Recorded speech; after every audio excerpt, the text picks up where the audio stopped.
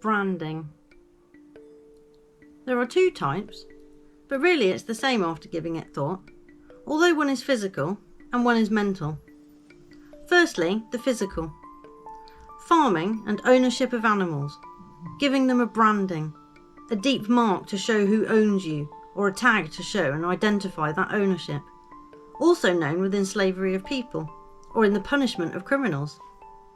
Now apply that in a psychological sense to marketing.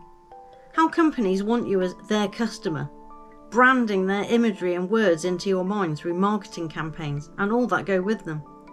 Adverts, jingles, merchandise, timing and strategy, all carefully prepared and thought out to try and get you for life.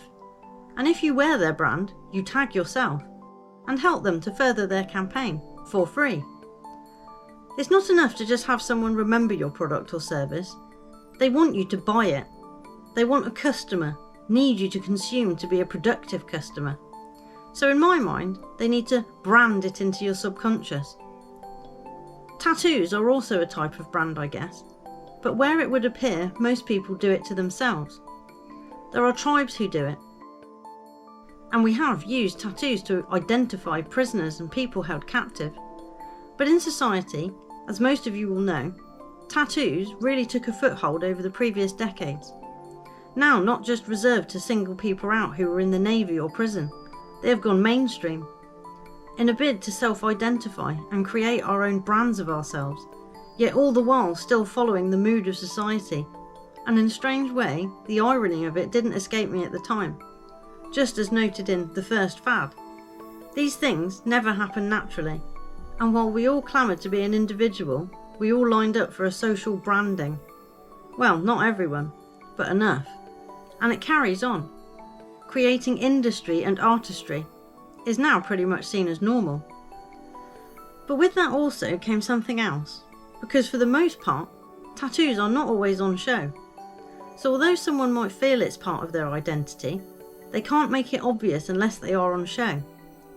Hence, why some people have them in hideable places, so that people don't get to label and judge you as you walk by. Because people do, and I can't say that it is entirely wrong. We need to be able to judge and assess our situations and people we mingle with or are in proximity to. That's not to say you should treat them any different based on those thoughts, but we do judge people and situations on appearances, as I believe we should. So they are quite important. Not to fit in or show malice towards anyone, but to know where you stand. As they say, nature will make toxic and poisonous things colourful, or with a certain sign that you should stay away. We have those signs too, not always as obvious, but occasionally they very much are. And recently, we have seen high-profile fashion companies and even social media companies that are positively delighted to see you wear their brands, and is an affiliation, and not always a good one it turns out. Not just about socialising, fashion and clothing after all it seems. It is also a form of branding, where you make a very big show of your allegiance, and of the company being able to show its numbers or a number of followers to determine how great they are. Because while it is said there is a system of you will own nothing coming, it seems that while they want to take away a system of ownership for material things for people, they require a sense of ownership themselves, but over you. By taking away people's own identity and rebranding it, gets you into the fold, into the mentality set for you. But if you don't even know who you are, why would you fight to save it? What would you be fighting for? Being able to own your own car and home and things isn't the crux of the issue. Those are your possessions. You possess them.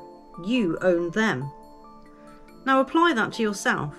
You are the item that they fight for, while you fight for freedom to have things. They put rules in place so that they will possess you, they will own you, and your thoughts.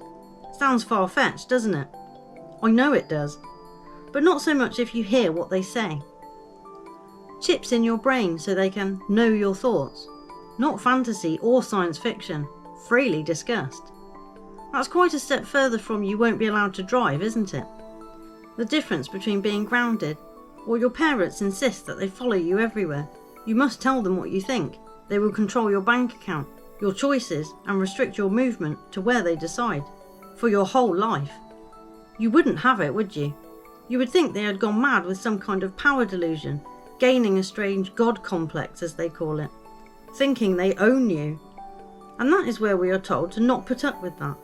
From parents, friends, partners, bosses. Nobody can own you, they say. You are a person in your own right.